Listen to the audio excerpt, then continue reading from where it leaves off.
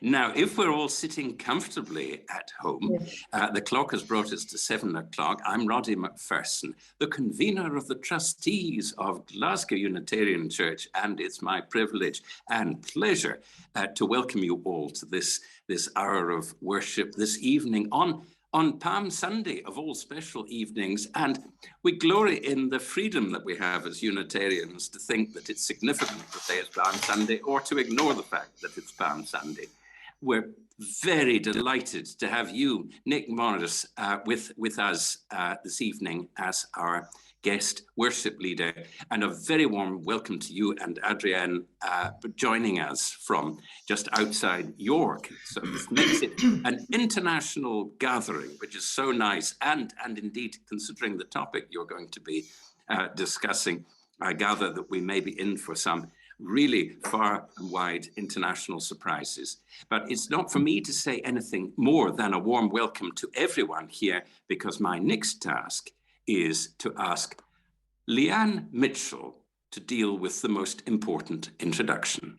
Thank you, Leanne. Thank you very much, Roddy. Well, it's a great pleasure to introduce you all to Nick Morrice. Some of you know him, of course, and he is a man of many talents, a fine pianist, a writer, a lyricist, an artist, and a singer. He's currently the chair of the Unitarian Music Society, and this is where I met him and his partner Adrienne a few years ago, and we all became good friends. Nick wrote the libretto for the light-hearted musical Oliver's Journey Home, which was set to music by the late David Dawson. I was so proud to be part of this performance by the UMS, by the Music Society, in honor of David's memory in Ilkley last August. I'll never forget that experience.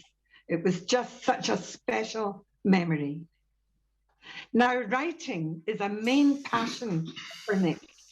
He has quite a list of published books under his belt.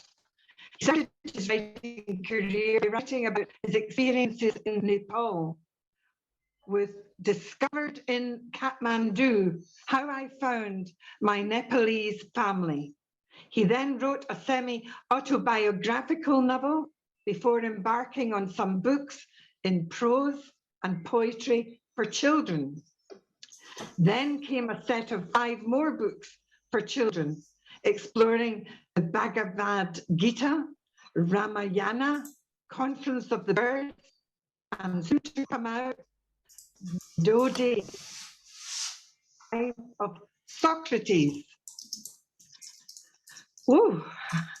Nick is a Southerner, but for the last 10 years, he and Adrienne have been living in a retirement community outside York. Nick's theme tonight sounds intriguing, a Maori wedding. So with no more ado, now it's time to say over to you, Nick.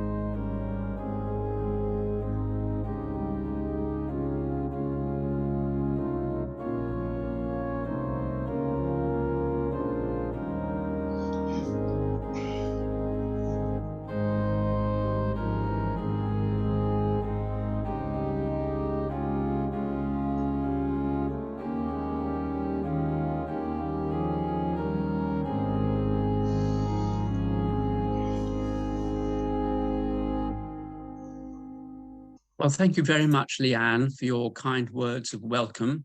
And also, it's been lovely to have a little chat with you all before the service. And in fact, the day that Leanne invited me to take this service, I was in New Zealand with my partner, Adrienne. And the day I heard from Leanne was the day after the wedding that we had attended, which I'll be talking about in a while.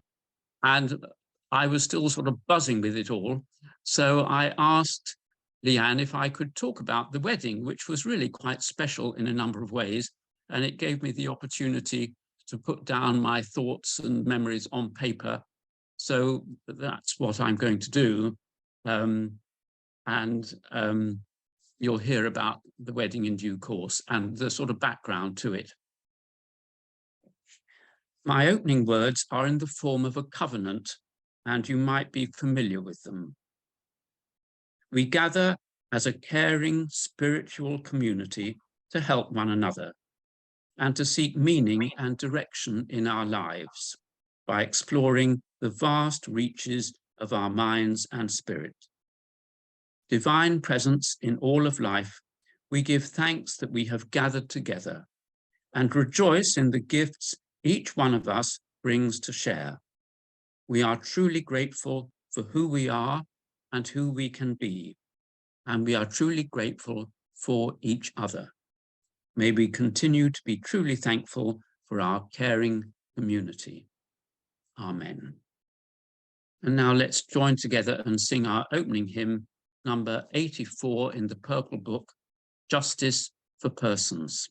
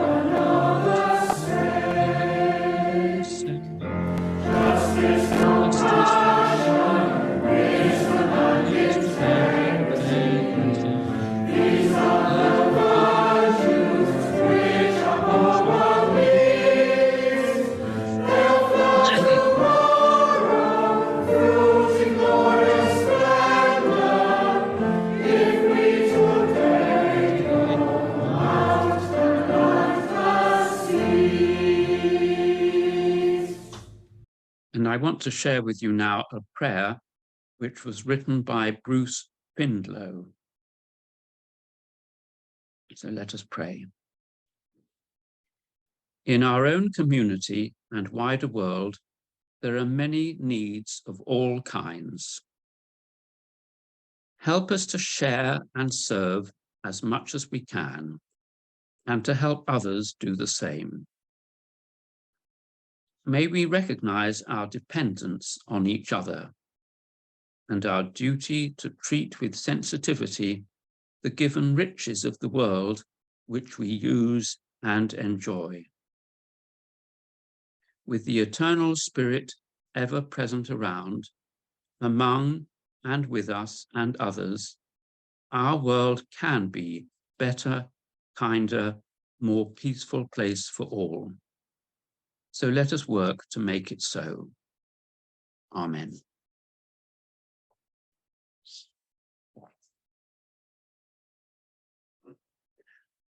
Well, one of the nice things about attending a wedding is that you're reminded of your own wedding and your vows and everything about it. And I found that very much at the wedding that we attended. The vows obviously are very personal, and I wouldn't think of repeating the words that were spoken as vows, but I would like to share with you the words that the celebrant chose. It's quite interesting that in New Zealand, a celebrant can, or at least the happy couple can choose anywhere to get married. It doesn't have to be a licensed place. And the happy couple on this occasion chose to be married beside the sea. And I'll be showing you a picture of that in a while. And the celebrant I spoke to beforehand had married people in all sorts of places. Anyway, these are the words which the celebrant chose to say to the happy couple at the very beginning of their service. And Ruth Gregory is kindly going to read them to you. Turning to the brides, Jill and Rochelle, please join hands. Marriage is the clasping of hands, the blending of hearts, the union of two loves as one. Your marriage must stand not by my authority or by my words, but by the strength of your love and the power of faith in each other. So it is more than a celebration of the love in our heart, in your hearts today. It reaches into the future and proclaims your intentions for what tomorrow will hold. You will be joined not only by the mutual affection and love that you share, but also by your hopes, dreams, and promises for the future. So from the moment you whisper, I do, hold on to that moment. Take a deep breath, and together all your hopes and dreams can be real. My wish to you both is that when you wake each day, you will turn to each other with the same look you share today. Love each other always, and may success find its way to your lives and heart. And then turning to the guests. Today, the greatest commitment to this union comes from the promises to be made by Jill and Rochelle, as together they will declare their love for each other. This union also brings together two families, and if times get tough, or should we say, when the times get tough, Jill and Rochelle will look to all of you for love and support to help get them through. Please always be there for them. Turning again to Jill and Rochelle. You are about to say your vows to one another. These are your beautiful words, representing beautiful intentions. You will find that as you live these vows over the coming years, investing your time, love, and commitment to one another, the happy times in your life will be twice as joyous because there is someone to share those joys with. And when life gets tough, it will only be half as bad because there will be someone by your side to carry the burden. Thank you very much, Ruth. And now let's sing our second hymn, which is number 61, Here in this is this moment's song.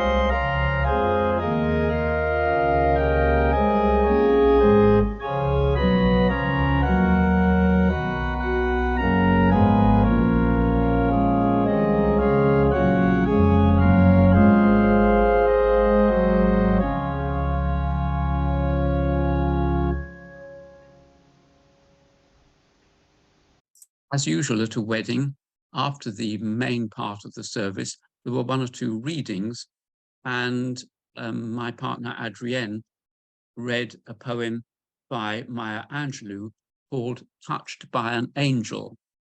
And Marjorie McKay is now going to read that to us.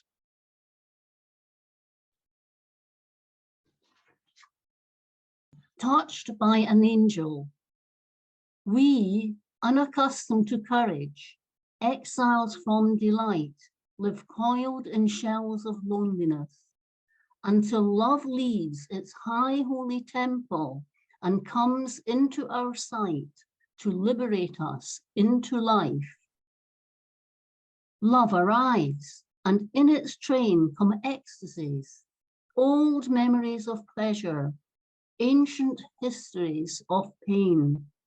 Yet, if we are bold, love strikes away the chains of fear from our souls. We are weaned from our timidity. In the flush of love's light, we dare be brave. And suddenly we see that love costs all we are and will ever be. Yet, it is only love which sets us free. Thank you very much, Marjorie. And now we have our third hymn, which is Think of a World, number 38.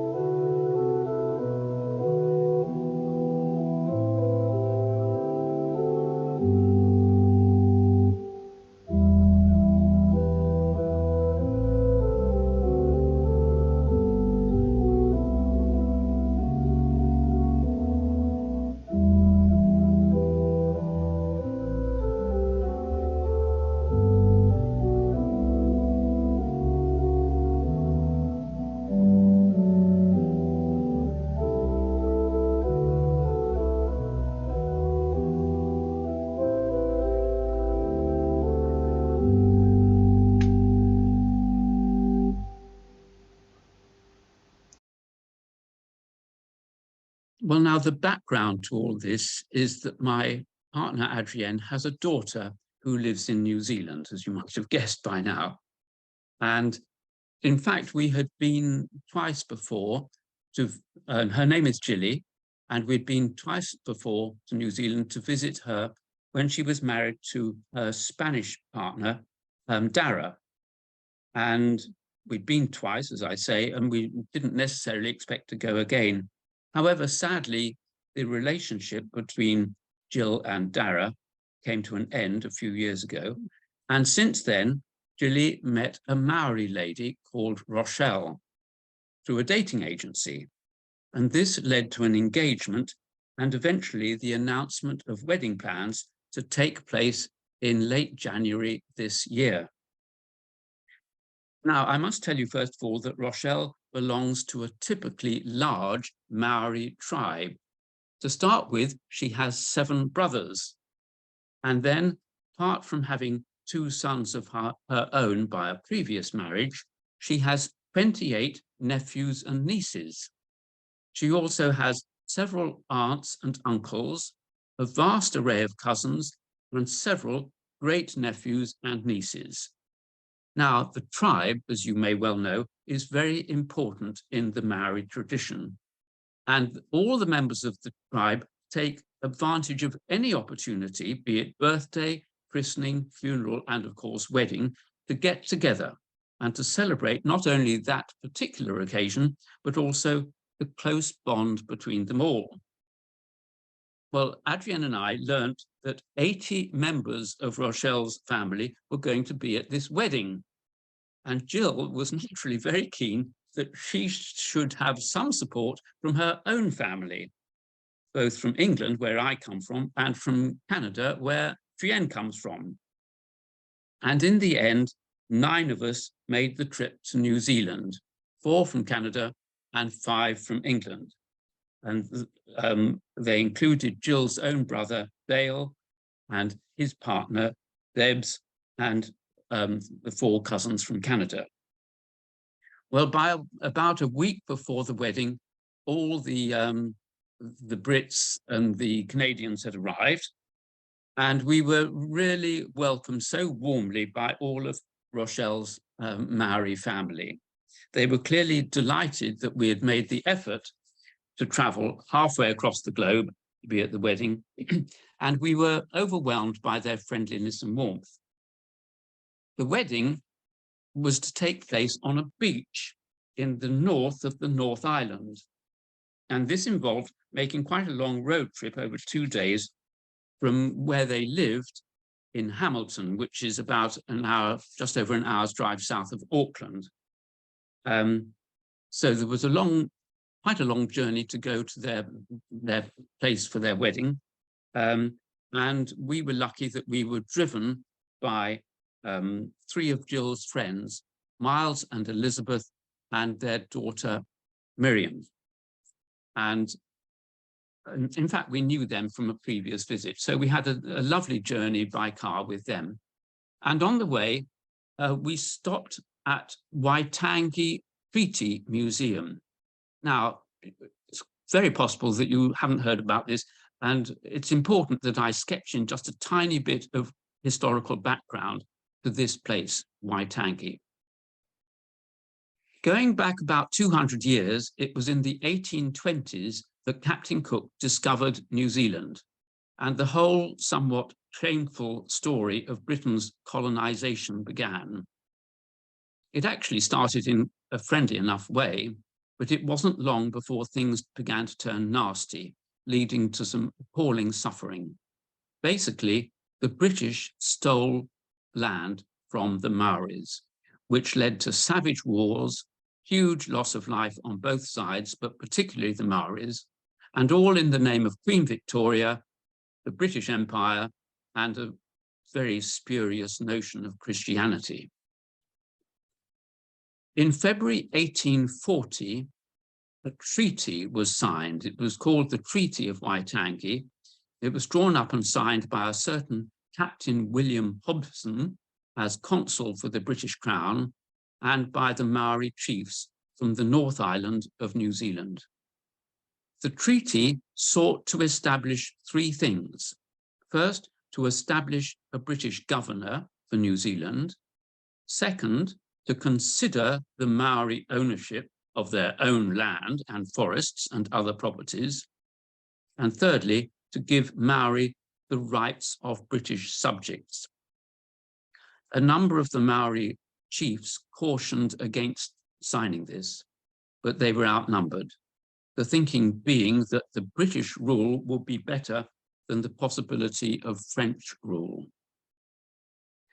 The immediate result of the treaty was that Queen Victoria's government gained sole right to purchase land, of which they took total advantage. Basically, it was a complete whitewash. I'm afraid another inglorious and shameful episode in British history. Well, that's all the history you need know, and I'll now move forward to the wedding, which took place 2 days later at the seaside. And it was going to actually be on a beach, but they hadn't banked on the tides, unfortunately. And as the tide began to rush in, we all had to move up onto a promontory just above the seaside. And I've painted a picture, which I'd like to show you, of the wedding. I hope you can see it, not too much glare. There's the happy couple. Jill is the taller one, and Rochelle is the shorter one. And you can see what a glorious setting it was under the palm trees. You've probably heard about what terrible weather they had in New Zealand this year. Well, amazingly, it was a lovely, fine day. So they were very lucky, and it was a really splendid occasion. And you might just make out the celebrant, who is to the right, as you look at it, of Jill and Rochelle. And that's all her family. The boys. And the boys at the brothers in purple shirts. Yes, her 7 brothers are all in purple shirts and matching sunglasses and matching sandals, and it was all very wonderful. Of course, there were hundreds of pictures taken, but anyway, I decided to paint that one. The reception for the wedding took place in a vast marquee a few miles away. And after the meal, we, of course, had the speeches, which were many and loud and long. And each speech was followed by a song. And all the speeches were totally impromptu. Nobody had any notes, and they just carried on. And the more they were encouraged by cheers and laughter, the longer they went on. But it was glorious, really. And as much as they celebrated the marriage of Jill and Rochelle, and also the joy they felt in meeting us from overseas, they also, and above all, really celebrated the love they felt for each other. They frequently named members of their tribe, brothers and sisters, cousins and grandparents, and they repeated again and again, "I love you so much, I love you so much." It was really very touching and moving. It was lovely. Anyway, at a certain point, while we were listening to the speeches, Adrienne leant across to me and whispered, "Please, will you say something? I don't want to, and I think you should." So I realized it would be quite good if one of the visitors from abroad did say something, and it looked as though it was going to be me. So I put up my hand, and in a few moments, the microphone was handed to me, and I was totally unprepared.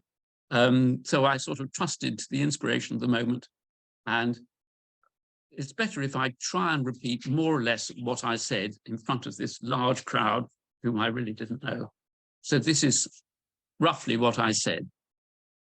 "Hello, everyone. My name is Nick, and I'm the partner of Adrienne, who is the mother of bride number 1. We flew into New Zealand just over a week ago, and we are delighted to be here to attend this lovely wedding. First, on behalf of the 9 of us who have arrived from Britain and Canada, I want to express our thanks for the wonderful welcome you have given us, and also to say what a fantastic wedding it was, unlike any that we've ever witnessed in the past. I know it will remain in our memories forever. I then paused for a moment.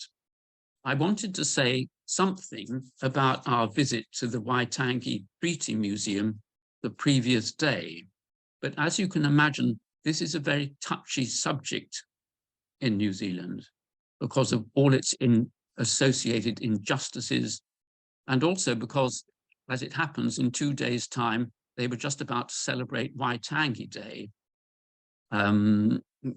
which would have been the sort of 185th anniversary of Waitangi Day, which is obviously a deeply controversial and sensitive occasion in New Zealand. However, I did feel that something had to be said, so I took a deep breath and said something like this. On our 2-day car trip here to the wedding, we stopped off to visit the Waitangi Treaty Museum. I didn't know what to expect, so it was a very enlightening experience.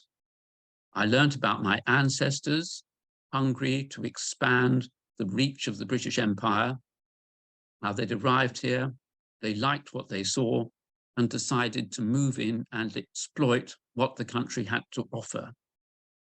I looked at the displays, the drawings, and the paintings. I read the documents and read about the history of what took place. And it didn't really make me feel proud at all. In fact, it was often quite sickening to read the accounts of what had happened. But we have to live with the actions of our ancestors and their consequence, and then try to make whatever reparations we can for the mistakes of the past. I found myself wondering about anything good that might have come out of all that pain and suffering, all those lies and injustices. In a world where we have to live together in peace and harmony, what did we have to show for that terrible period of history? Well, the answer lies, I was still speaking to this rather muted audience at this point, the answer lies in what has taken place today, the marriage of Gilly and Rochelle from different corners of the earth and from 2 totally different cultures. Their marriage is to me the symbol of the goodness that has emerged from the chaos. So let's drink to the lasting happiness of the couple who have brought us all here together, and also to the hope that this happy occasion might have helped in some small way to heal the wounds from those dark days of the past. And then a big sigh of relief, I sat down, and it seemed to go down all right. And this, as I said, they usually sang a song, and the small choir of Rochelle's 7 brothers immediately burst into a chorus of an English song. And I wish I could remember what it was, but I can't. But I took that as an endorsement of sort of what I've said, and that it was sort of generally approved. So that was all right. And then the next speaker came up to the microphone, and so it went on. And when nobody else had anything left to say, I'll give you one guess what happened. Yes, that most traditional and alarming of all such Maori practices, the haka. And if you've ever watched an All Blacks rugby match, you will know what a haka is. It's that very warlike demonstration of their strength and pride and so on, which seems all right on a rugby field. It didn't seem quite appropriate at a wedding, but they seem to take any excuse to do a haka. And so that's what happened. So that was the Maori wedding. And I'll leave that for you to reflect about and to think on, while we're now going to have some music that Kerr has kindly prepared for reflection. And it's, you might actually know this tune. It's called Hoka Rekare Ana. So let's listen to this music.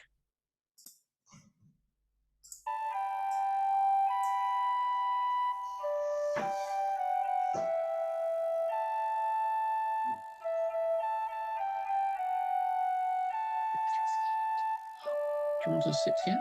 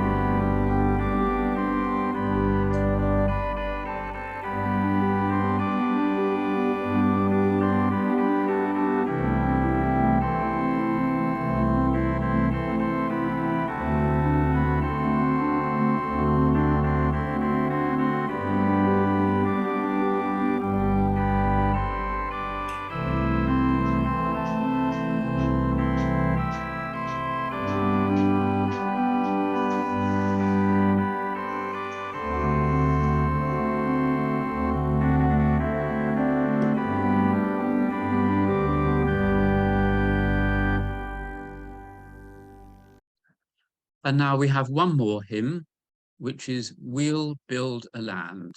So let's join in and sing this together.